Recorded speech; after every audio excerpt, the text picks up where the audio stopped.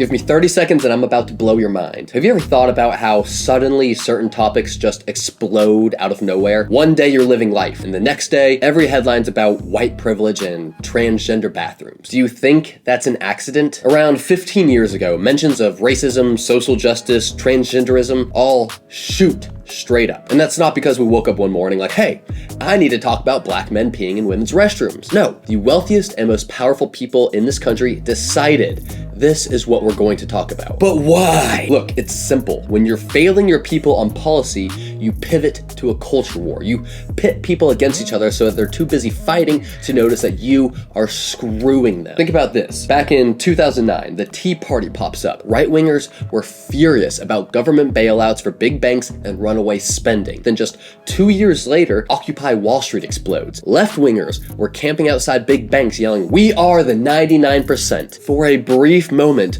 both sides were pissed at the same people. The elites controlling all the money. So what happened? Well, suddenly, every news outlet wants to talk about race wars, gender wars, bathroom signs, anything to keep you from noticing the real war we should be fighting. The people pulling all the strings didn't like that unity, so instead, they fed us fights over manufactured discrimination. And look, I'm not saying that there isn't any discrimination in this country, but let's be real. No one at the Federal Reserve is losing sleep over what you think about a transgender reading a book to your kid. When we stop buying into their manufactured division, we realize that 99.9% of us are on the same team. And that's what the real elites don't want happening. Wake up.